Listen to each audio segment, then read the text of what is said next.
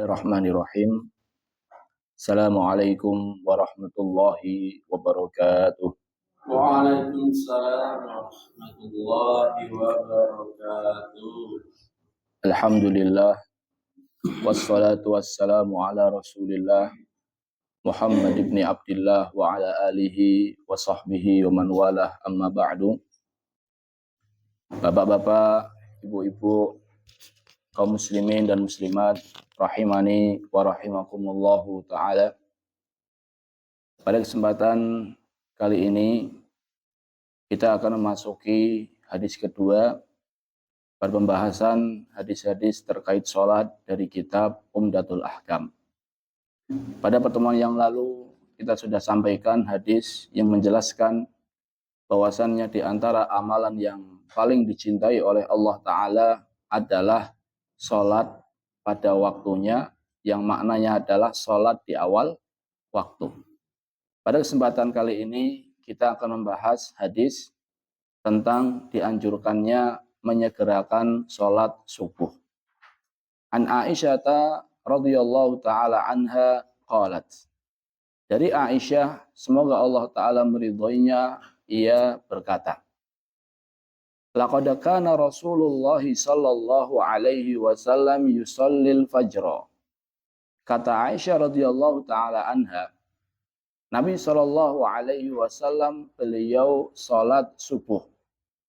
Fayashhadu ma'ahu nisa'un minal mu'minat.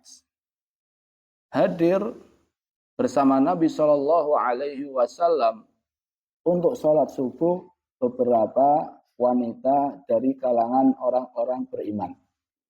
Jadi banyak dari wanita dari kalangan orang-orang beriman ikut salat subuh bersama Nabi sallallahu alaihi wasallam. Mutalaffi'atin bimurutihinna.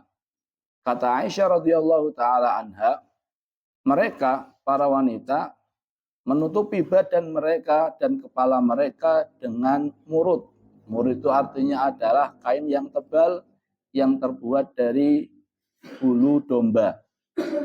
Jadi para wanita di zaman Nabi sallallahu alaihi wasallam mereka ikut sholat subuh bersama Nabi Shallallahu Alaihi Wasallam dan mereka datang dalam kondisi badan dan kepalanya ditutupi dengan kain yang tebal.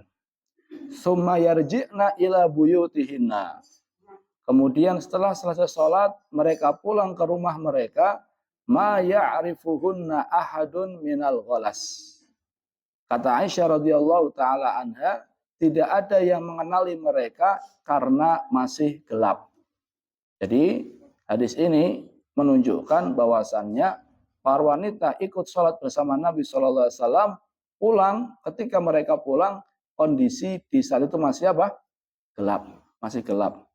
Karena tentunya pencahayaan di zaman itu masih sangat kurang jamaah. Jadi ketika mereka pulang itu masih gelap, mereka tidak bisa dititeni. Ada yang mengatakan ini laki-laki atau perempuan karena kondisi masih apa? Gelap. Padahal mereka sudah selesai sholat subuh. Maka ini menunjukkan bahwasannya sholat subuh di antara sunnahnya adalah untuk disegerakan. Hadis riwayat Bukhari dan Muslim. Terkait hadis ini jamaah, ada dua pembahasan yang ingin saya sampaikan. Yang pertama adalah anna hadiyan Nabi sallallahu alaihi wasallam at-taglisu bil fajri. Bahwasannya di antara petunjuk Nabi sallallahu alaihi wasallam adalah at-taglis bil fajri, segera melaksanakan salat subuh. Jadi melaksanakan salat subuh di awal waktu. Jadi at-taglis maknanya adalah segera melaksanakan salat subuh. Dari mana kita tahu bahwasannya hadis ini menunjukkan bahwasannya segera melaksanakan sholat subuh? Kita tahu tadi setelah selesai sholat subuh, perempuan pada pulang ke rumah karena masih gelap, tidak ada yang mengenal mereka. Maka ini menunjukkan bahwasannya sholat subuh di zaman Nabi Shallallahu Alaihi Wasallam itu disegerakan. Padahal kita tahu jamaah bahwasannya Nabi Shallallahu Alaihi Wasallam di sholat subuh bacaannya panjang enggak? Panjang. Bahkan kata Ibnu Qayyim rahimahullah ta'ala, ajma'al fuqaha anna sunnata fi salatil fajri an yaqra'a bitiwalil mufassal. Para ulama telah sepakat bahwasanya untuk sholat subuh yang dibaca adalah tiwal mufassal. Tiwal mufassal adalah surat dari surat Al-Mursalat sampai Qaf. Jadi sunnah Nabi Shallallahu Alaihi Wasallam yang dibaca di sholat subuh adalah dari surat Al-Mursalat atau dari surat Qaf sampai surat Al-Mursalat. Itu surat panjang-panjang jamaah. Berapa sih jumlah ayat yang dibaca oleh Nabi Shallallahu Alaihi Wasallam di sholat subuh?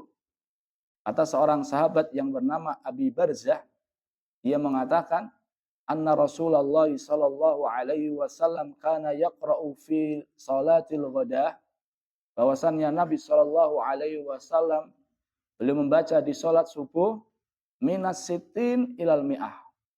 Yang beliau baca adalah surat yang ayatnya berjumlah 60 sampai 100. Jadi surat yang beliau baca di dalam salat subuh itu adalah surat yang cukup panjang. Sampai-sampai, cukup panjang, yang jumlah ayatnya itu 60 sampai 100.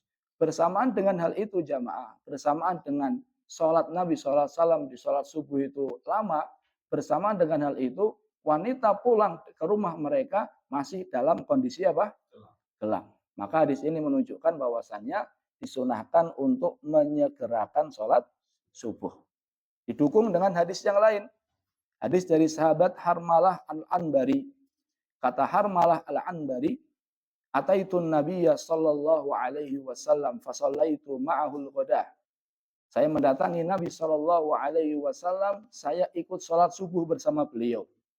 Falamma qadas shalah, ketika selesai salat, nadartu fi wujuhil qaum ma akadu a'rifuhum. Kata Harmalah Al-Anbari, setelah selesai sholat subuh, saya melihat ke kanan dan ke kiri, saya hampir saja tidak mengenali mereka. Kenapa kok tidak mengenali orang yang di sampingnya? Karena masih apa? Masih gelap. Makanya apa? Intinya jamaah, poin pertama yang kita bisa ambil dari hadis ini adalah sholat subuh itu sunnahnya disegerakan. Ini poin yang pertama. Poin yang kedua, yang bisa kita ambil dari hadis ini jamaah adalah bolehnya bagi wanita untuk menghadiri sholat jamaah. Bolehnya bagi wanita untuk menghadiri sholat jamaah. Dari mana kita ambil? Kita ambil dari perkataan Aisyah. Fayashhadu ma'ahu nisa'un minal mu'minat. Wanita-wanita mukminat di saat itu menghadiri sholat subuh bersama Nabi Shallallahu Alaihi Wasallam. Maka ini menunjukkan bahwasannya wanita dibolehkan untuk ikut sholat berjamaah. Bahkan seorang wali, seorang suami tidak boleh melarang istrinya untuk sholat jamaah.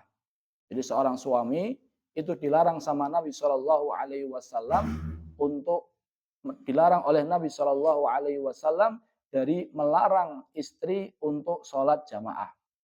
Abdullah ibn Umar, sahabat Nabi Shallallahu Alaihi Wasallam jamaah, pernah mendengar Nabi Shallallahu Alaihi Wasallam bersabda, "La tamna'u nisa'akumul masajid."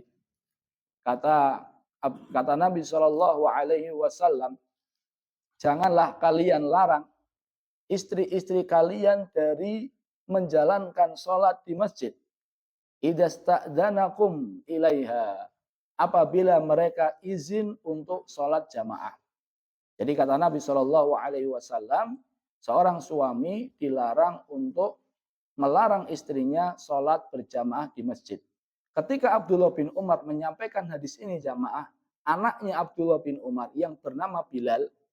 Jadi Abdullah bin Umar berarti Abdullah anaknya Umar bin Khattab. Nah, Abdullah anaknya Umar bin Khattab ini dengar hadis dari Nabi. Kemudian disampaikan kepada anaknya. Anaknya namanya siapa? Bilal. Bukan Bilal bin Rabah yang suka adzan jamaah ya. Tapi Bilal anaknya Abdullah bin Umar. Berarti siapanya Umar? Putune Umar. Jadi namanya adalah Bilal. Bilal ketika dengar hadis ini dari bapaknya Abdullah bin Umar, dia mengatakan, "Wallahi lanam na'uhunna." Demi Allah kami akan melarang. Padahal Abdullah bin Umar menyampaikan hadis, nggak boleh dilarang, tapi kata Bilal, demi Allah kami akan melarang. Apa yang terjadi? Fasabbahu Abdullah ibnu Umar aswa ma sami'tuhu sabbahu qat. Kata yang melihat kejadian ini jamaah, Abdullah bin Umar mencela anaknya Bilal dengan celaan yang sangat dahsyat yang saya tidak pernah mendengar sebelumnya. Kemudian Abdullah bin Umar mengatakan, kamu ini saya sampaikan bahwasannya Nabi bersabda demikian, bahwasannya Nabi bersabda jangan larang wanita untuk sholat jamaah, kamu malah mengatakan kami akan larang. Jadi Abdullah bin Umar jamaah, beliau sangat tegas dalam menjalankan hadis Nabi Shallallahu Alaihi Wasallam. Sampai pun anaknya ketika menyelisih sabda Nabi Shallallahu Alaihi Wasallam, maka Abdullah bin Umar bertindak apa? Tegas terhadap hal tersebut. Jadi jamaah terkait hadis ini ada 2 poin yang bisa kita ambil. Yang pertama tadi apa? Sunnahnya segera melaksanakan sholat subuh. Hal itu dibuktikan bahwasannya mereka selesai sholat subuh ternyata kondisi masih apa? Gelap. Yang kedua adalah dibolehkannya wanita untuk mengikuti sholat berjamaah. Wallahu ta'ala alam bisawab. Terima kasih atas perhatiannya. Semoga bermanfaat. Kita tutup dengan doa kafaratul majlis. Subhanakallahumma bihamdika. Asyhadu an la ilaha illa anta astaghfiruka wa atubu ilaih. Wassalamualaikum warahmatullahi wabarakatuh. Waalaikumsalam.